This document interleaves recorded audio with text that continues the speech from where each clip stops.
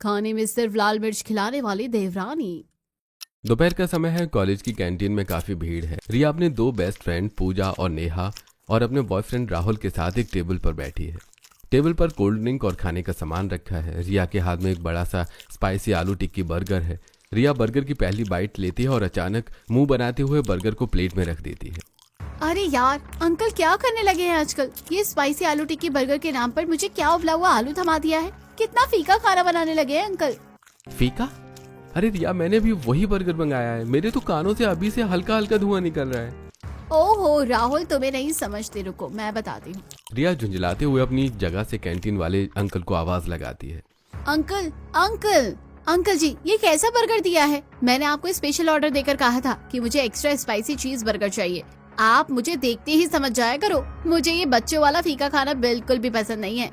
Canteen वाले uncle मुस्कुराते हुए अपने काउंटर से बाहर आते हैं और रिया की टेबल के पास आकर खड़े होकर कहते हैं, अरे बेटा रिया, तू तो तीखे की मशीन है भाई। तेरे लिए तो मैंने अलग से हरी मिर्च कूट कर डाली थी आलू टिक्की में, फिर भी तुझे आलू टिक्की फीकी लग रही है।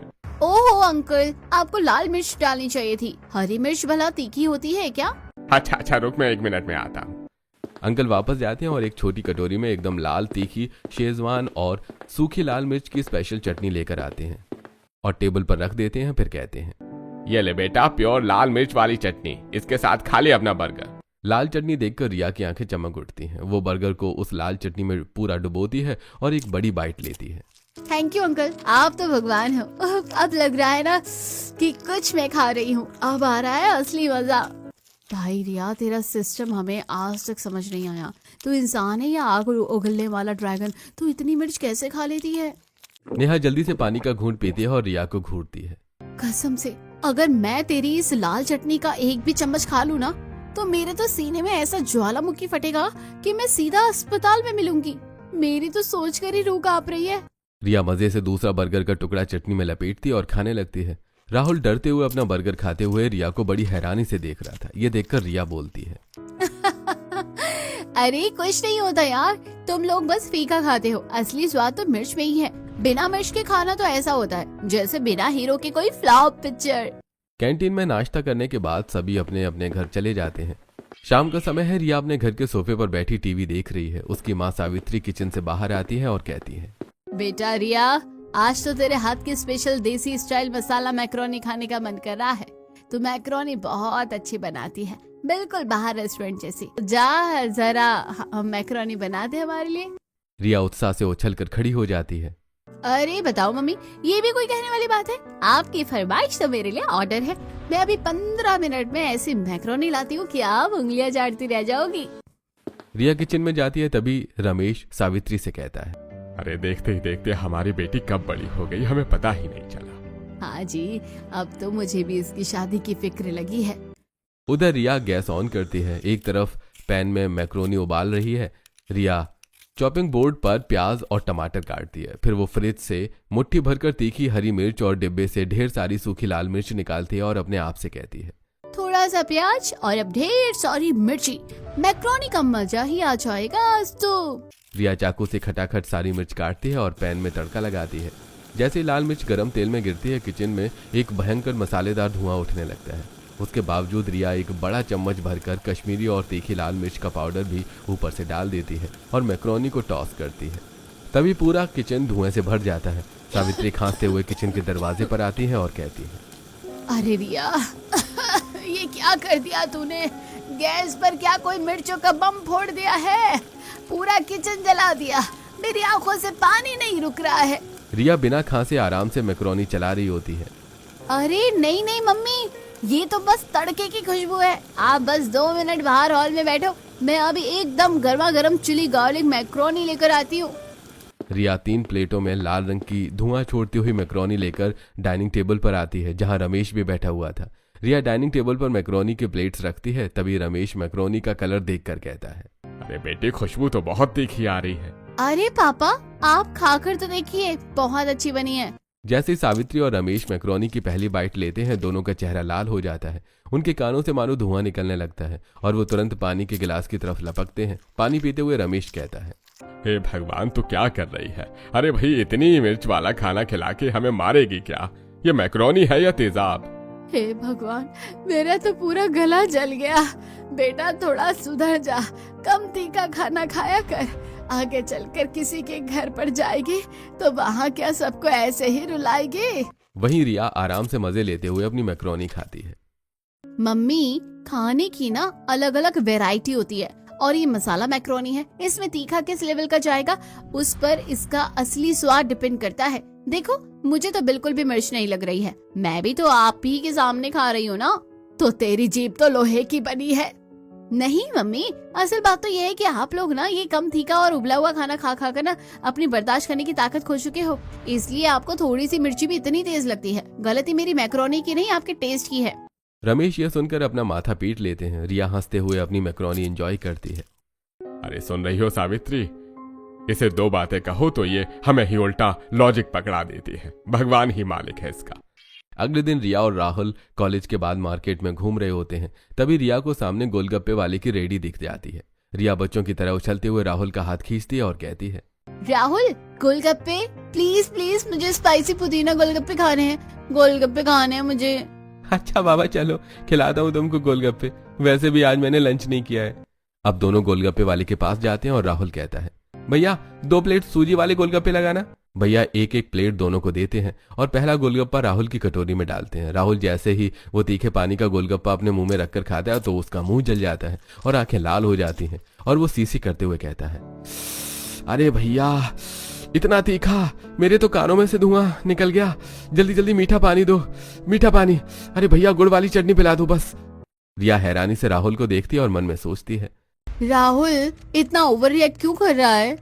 गोलगप्पे वाला रिया को भी गोलगप्पे देता है। रिया उसे खाती है और एकदम नॉर्मल एक्सप्रेशन देती है और राहुल से कहती है, क्या यार राहुल, तुम भी मतलब हद करते हो। इतने मीठे और फीकी गोलगप्पे को तो ऐसे तीखा बता रहे हो जैसे आग खा ली हो। भैया ये पानी तो बहुत फीका है, मेरे लिए जो उधर लाल मिर्च रखी है ना वो देना जरा। रिया गोलगप्पे वाले से वो एक्स्ट्रा तीखी लाल मिर्च वाली मोमोज की चटनी लेती है। वो पहले गोलगप्पे के अंदर आलू चने के साथ उस लाल चटनी को पूरा भरती है। उसके बाद उसमें तीखा पानी डलवाती है और अपने बाएं हाथ में एक साबुत तीखी हरी मिर्च भी पकड़ लेती है।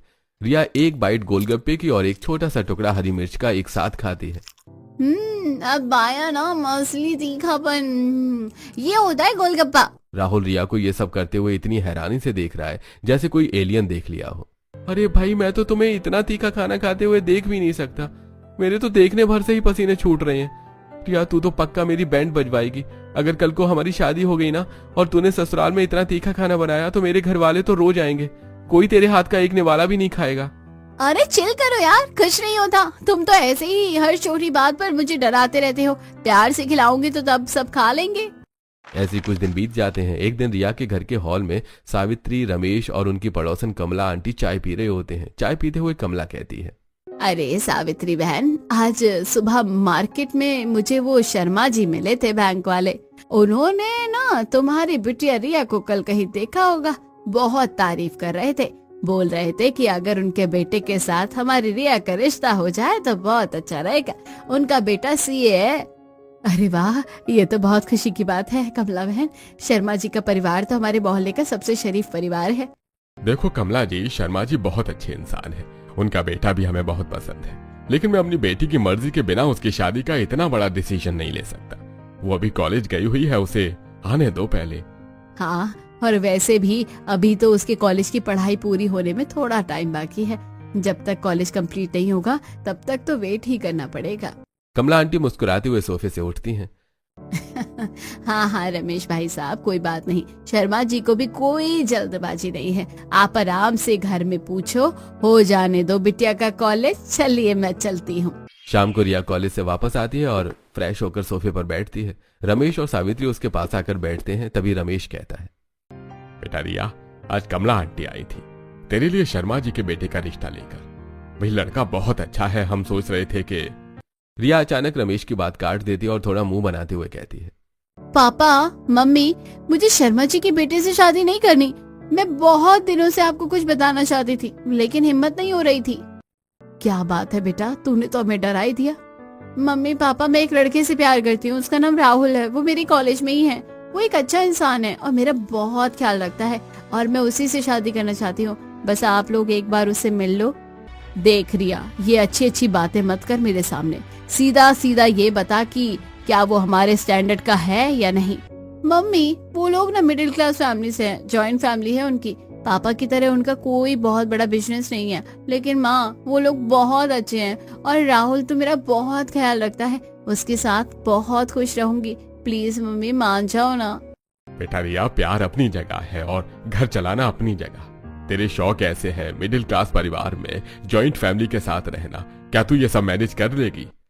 रिया एकदम से अपने पापा का हाथ पकड़ लेती है और कहती है, पापा मैं सब कर लूंगी, मुझे बस राहुल चाहिए, मैं हर चीज में एडजस्ट कर लूंगी, आप बस एक बार उनसे मिल लो, हाँ कर दो ना पापा। सावित्री रमेश की तरफ देखकर मुस्कुराती है। सुनिए जी, जब हमारी बच्ची कह ही रही है कि वो मैनेज कर लेगी तो हमें क्या एतराज है, जहाँ तू खुश है रिया वहीं हम खुश है, तो बोल दे उस लड़के को कि आ जाए रिश्ता लेकर। रिया खुशी से उछल पड़ती है और दोनों के गले लग जाती है। तभी रिया अपने कमरे में भागकर जाती है और राहुल को फोन करके खुशखबरी देती है। राहुल खुश होते हुए कहता है, अरे रिया, मैं तो बहुत खुश हूँ, अब जल्दी ही मैं अपने घर वालों से बात करके तुम्हारे घर रिश्ता लेकर आऊंगा और हम शादी कर लेंगे। अगले दिन रिया अपनी दोस्त पूजा और नेहा को भी कैंटीन में ट्रीट देती है। तभी पूजा कहती है, रिया तुझे बहुत बहुत मुबारक हो, मैं तो तेरे लिए बहुत खुश हूँ। दूसरी तरफ राहुल अपने घर पहुंचता है। राहुल एक नॉर्मल मिडिल क्लास घर का लड़का है। घर में राहुल के पापा धर्म, माँ सुषमा, बड़ा भाई विकास, बड़ी भाभी कविता और छोटी बहन श्रुति बैठे हैं। राहुल जब सभी लोगों को रिया के बारे में बताता है तो उसकी माँ कहती है, बेटा लड़की तो बड़ी प्यारी और संस्कारी लग रही है, लेकिन वो अमीर घर की लड़की है, पता नहीं हमारे घर में एडजस्ट कर पाएगी या नहीं। माँ रिया बहुत अच्छी है और वो मुझसे बहुत प्यार करती है। उसे हमारे बारे में सब कुछ पता है, लेकिन उसे और उसके घर वालों को कोई एतराज नहीं है। ठीक है बेटा, अगर लड़की तुझे पसंद है तो हमें भी पसंद है। बता, रिश्ता लेकर कब चलना है? हाँ मम्मी जी, मुझे भी हमारी होने वाली देवरानी बहुत पसंद आई, मुझे तो अपनी भाभी मिल गई, मैं तो शॉपिंग की लिस्ट अभी से बना रही हूँ। चलो फिर, अगर सबको लड़की पसंद है तो इस रविवार को हम लड़की वालों के घर जाकर शगुन दे आते हैं।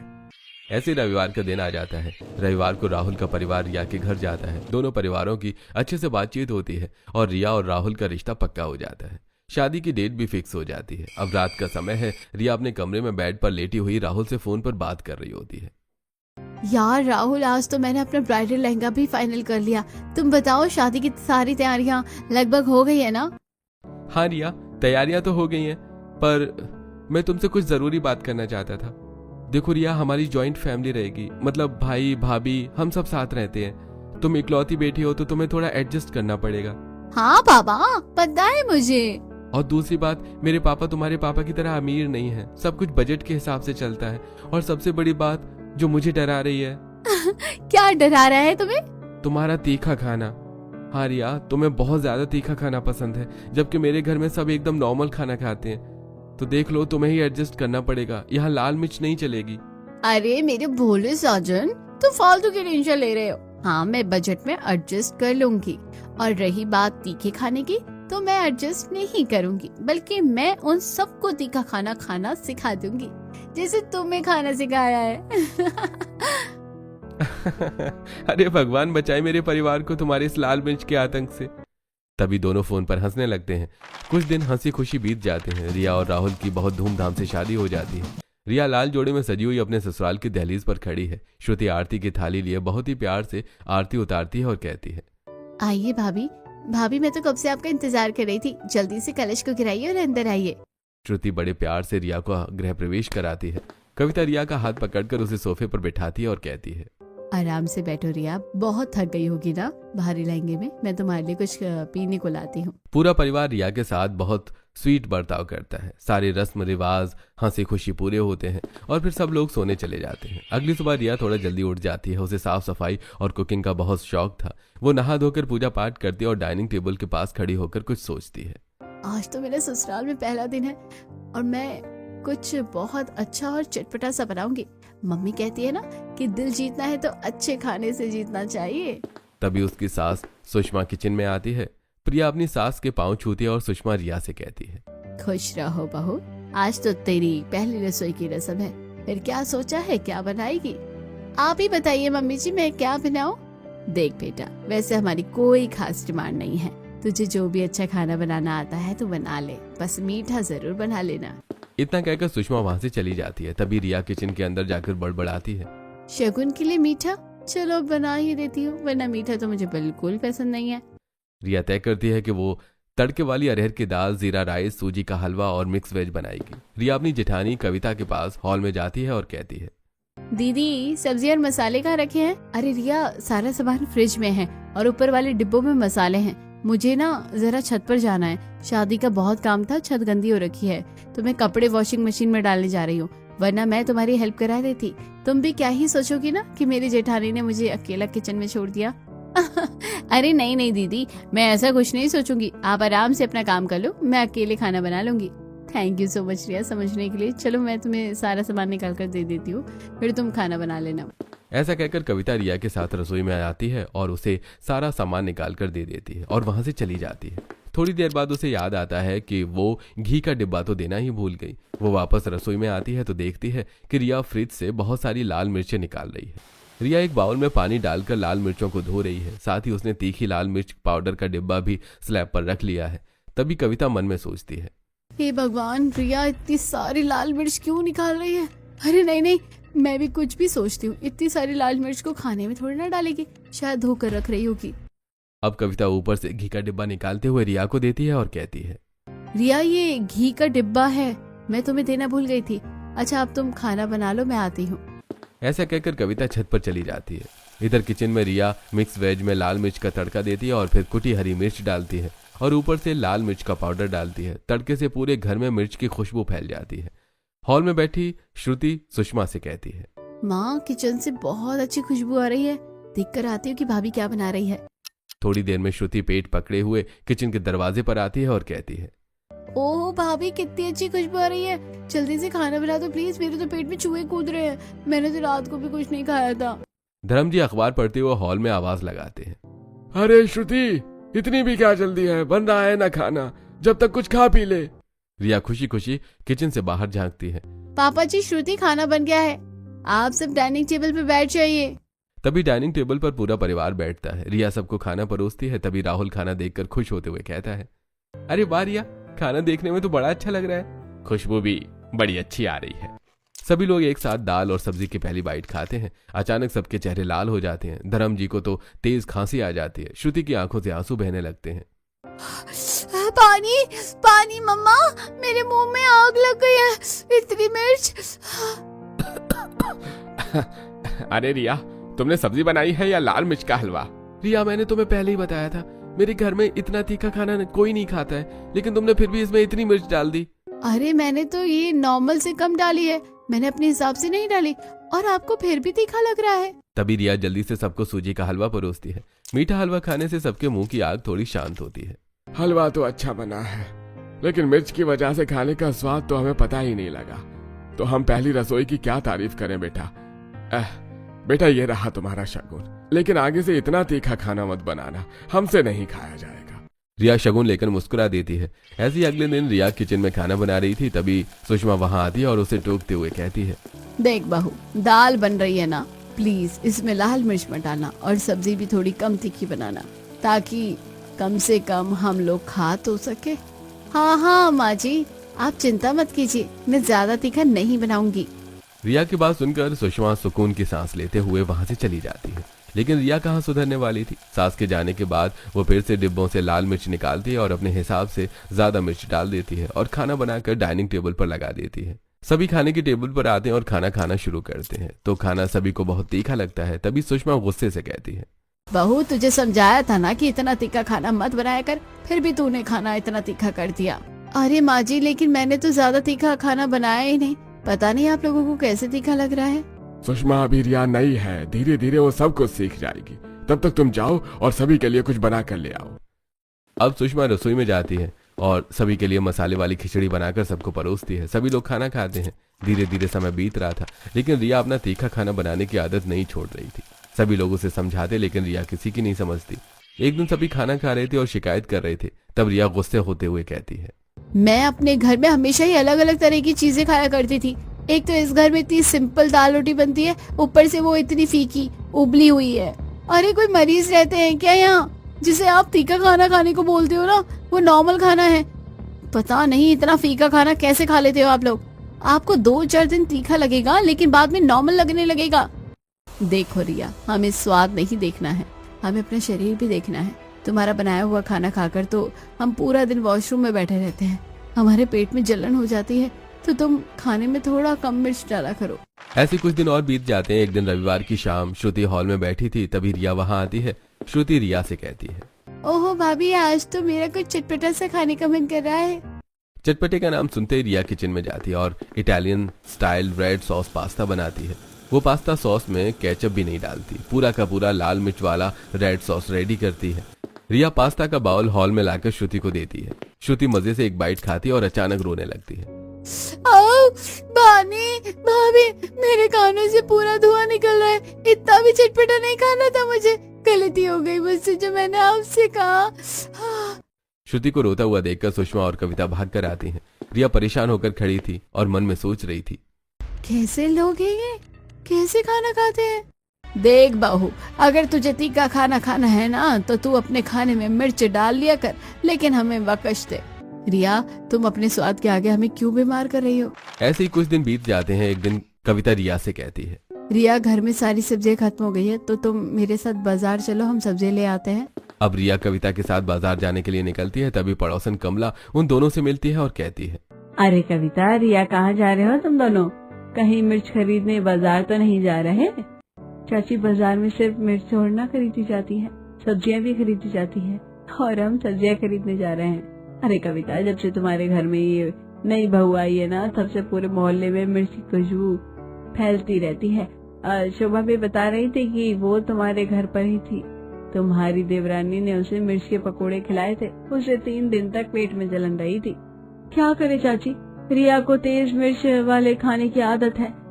हम सब उसे समझा कर परेशान हो गए हैं, लेकिन वो फीका खाना बनाती ही नहीं है। अच्छा ठीक है, धीरे धीरे समझेगी, ठीक है? तो जाओ तुम लोग बाजार, मैं भी घर चलती हूँ। ऐसा कहकर कमला चाची अपने घर के लिए निकल जाती हैं और कविता और रिया दोनों बाजार की तरफ जाने लगती हैं। तभी कविता रिया से कहती है, देखा तुमने रिया, अब तो तुम्हारे तीखे खाने की आस पड़ोस में भी चर्चा होने लगी है। अरे इतना तीखा खाने की क्या जरूरत है, इतना तीखा खाकर किसी का भला होता भी नहीं है। अब तुम भी धीरे धीरे तीखा खाने की आदत कम करो। कविता रिया को समझा रही थी, लेकिन रिया मन ही मन सोच रही थी, अपने घर पर थी तो कितनी अलग अलग चीजें रोज रोज खाने को मिलती थी। इनके यहाँ तो दाल रोटी चावल सब्जी रोटी के सिवा कुछ मिलता ही नहीं है। अब मैं भला तीखा भी ना खाऊं तो मेरा पेट कैसे भरेगा। ऐसा सोचते हुए रिया अपनी जेठानी के साथ सब्जी बाजार पहुंचती है। दोनों मिलकर वहां से अलग अलग तरह की सब्जियां खरीदती हैं और फिर घर आती हैं। तब उनकी सास उनसे कहती है, आ गए तुम दोनों? हाँ माँ जी, सब्जी बाजार में आज थोड़ी ज्यादा भीड़ थी, इसलिए देर हो गई। कोई बात नहीं बहू, वैसे आज शर्मा जी के यहाँ पार्टी है, तो तुम लोग तैयार हो जाओ, हम सभी पार्टी भी चलेंगे। ठीक है माँ जी, हम लोग अभी तैयार हो जाते हैं। अब दोनों बहुएं अपने कमरे में जाती हैं और तैयार होने लगती हैं। रिया एक सुंदर सी साड़ी निकाल कर पहनती है और मेकअप करके बालों को स्ट्रेट करके रेडी होती है। तब राहुल रिया को देखकर कहता है, अरे रिया, आज तो तुम बहुत ही सुंदर लग रही हो। तुम्हें देखकर कोई नहीं कह सकता कि तुम इतनी तीखी मिर्च खाती हो, ये एकदम स्वीट लग रही हो। रिया राहुल की बात सुनकर हंस पड़ती है। सभी लोग पार्टी में पहुंचते हैं। मेहमानों से मिलने जुलने के बाद सभी खाने की टेबल पर बैठकर खाना खाना शुरू करते हैं। रिया खाना खाकर सभी से कहती है, शादी में भला इतना फीका खाना कौन बनवाता है, इसमें तो कोई स्वाद ही नहीं है। रिया, खाना तो बिल्कुल परफेक्ट बना है। तुम्हें बहुत तेज मिर्च वाला खाना खाने की आदत है, इसीलिए तुम्हें फीका लग रहा है। वैसे अगर इससे ज्यादा खाना तीखा होता तो सिर्फ तुम ही खा सकती थी, हमें तो भूखे ही पेट वापस आना पड़ता। विकास की बात सुनकर सभी लोग हंस पड़ते हैं और खाना खाने लगते हैं। रिया भी मुंह बनाकर खाना खा लेती है और वापस आ जाती है। ऐसे ही कुछ दिन बीत जाते हैं। एक दिन रिया की सहेली पूजा उससे मिलने आती है। रिया उससे बैठाकर कहती है, ये ले रिमोट, तू टीवी देख, तब तक मैं तेरे लिए कुछ बना कर लाती हूँ। ऐसा कहकर रिया किचन में जाती है और मैगी निकालकर अपनी दोस्त के लिए बनाने लगती है। रिया उसमें हरी मिर्च के साथ साथ लाल मिर्च और सूखी मिर्च का तड़का भी लगाती है और ढेर सारा शेजवान सॉस और रेड चिली सॉस डालकर मैगी बनाती है और उसे लेकर अपने कमरे में आती है और पूजा को देते हुए कहती है, ये ले चल, हम दोनों साथ मिलकर मैगी खाते हैं और पुरानी बातों को याद करते हैं। पूजा मुस्कुराकर मैगी ले लेती है। अब जैसे ही वो 1 चम्मच मैगी खाती है तो उसका मुंह जलने लगता है। तभी पूजा चिल्लाकर कहती है, पानी पानी। पूजा की आवाज सुनकर घर के सभी लोग दौड़कर रिया के कमरे में आते हैं। श्रुति जल्दी से पूजा को पानी देती है। तभी पूजा पानी पीती है और कहती है, हे भगवान, ये मैगी थी या मिर्च के पकोड़े? रिया, मुझे तो लगा था कि ससुराल आकर तो कम तीखा खाने लगी होगी, लेकिन तूने तो पहले के भी रिकॉर्ड सारे तोड़ दिए। अब मुझे क्या पता था कि तू इतना भी तीखा नहीं खा पाएगी, वरना मैं तेरे लिए हलवा ही बना देती। प्रिया, तुम्हें तीखा खाने की आदत है, इसका मतलब ये नहीं कि तुम सभी को तीखा खिलाओ। तुम्हें सोच समझकर मिर्ची डालनी चाहिए थी खाने में। बेचारी पूजा परेशान हो गई।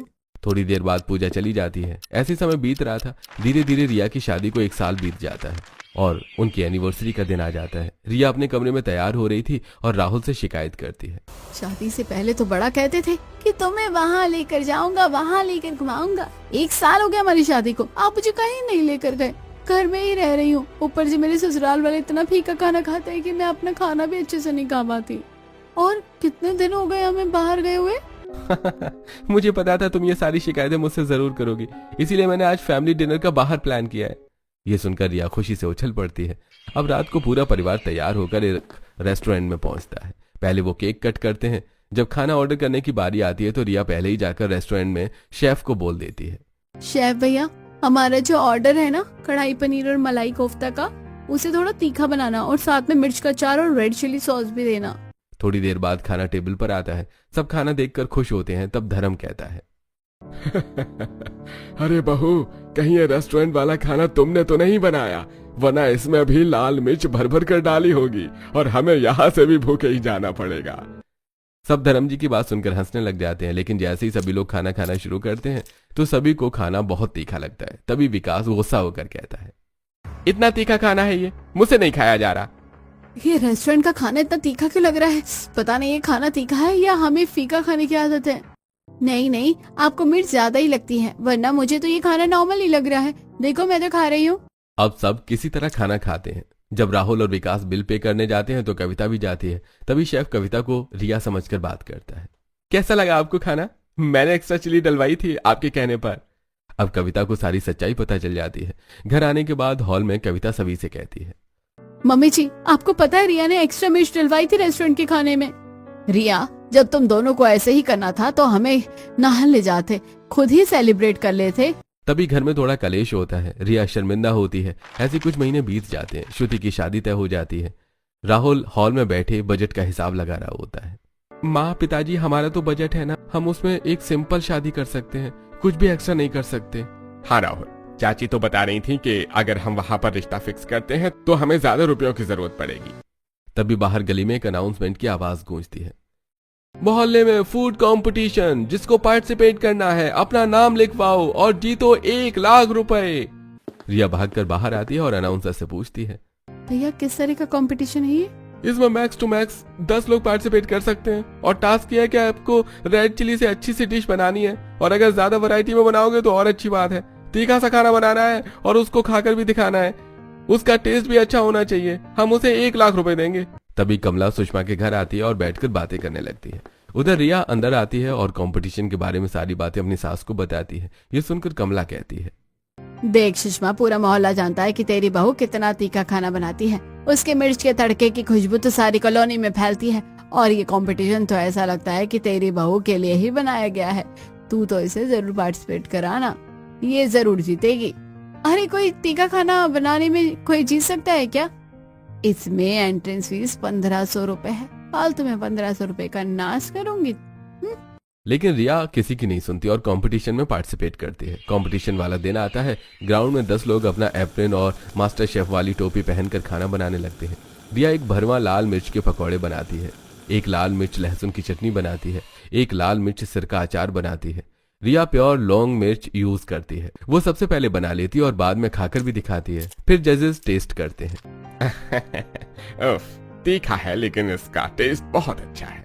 अनाउंसर माइक पर आता है और कहता है, इस कंपटीशन की विजेता हैं रिया। यह सुनकर रिया और उसके परिवार वाले बहुत खुश हो जाते हैं। रिया स्टेज पर जाती है और जजेस उसे 1 लाख रुपए का चेक देते हैं। तभी चीफ ऑर्गेनाइजर माइक पर बोलता है, रिया, हमारा एक रेस्टोरेंट है जहाँ तीखे खाने की डिमांड है। दूर दूर से लोग वहाँ सिर्फ तीखा खाना खाने के लिए आते हैं। मोमोज, बर्गर, सब तीखा चाहिए। हमें कोई भी शेफ नहीं मिल रहा था जो तीखा खाना बना पाई, जिसका टेस्ट भी परफेक्ट हो। इसलिए हमने ये कंपटीशन ऑर्गेनाइज किया था कि हमें कोई ऐसा शेफ मिल सके और आज हमें अपना परफेक्ट मास्टर शेफ मिल गया है। आज से हम तुम्हें अपने होटल में हेड शेफ की जॉब ऑफर करते हैं और तुम्हारी सैलरी होगी 2 लाख रुपए पर मंथ। ये सुनकर रिया और उसके परिवार वाले बहुत खुश हो जाते हैं। रिया जॉब ऑफर एक्सेप्ट कर लेती है। अब रिया खुशी खुशी घर आती है और चेक अपने ससुर को दे देती है। पापा जी, जेठ जी, ये दीदी की शादी में काम आ जाएंगे। तभी श्रुति रिया को हक कर लेती है। भाभी, आप कितना सोचते हो, कितने अच्छे हो। हम तो ऐसे ही तीखा खाने की वजह से लड़ रहे थे आपके साथ, पर सच में तो वो तीखा खाना ना आप हमारे लिए मत बनाना, होटल वालों को ही खिला देना। हाँ बिल्कुल, आज से तो मैं तीखा खाना खुद तो वो खाऊंगी ही, साथ में सभी को खिलाऊंगी। तभी सब हंसने लग जाते हैं।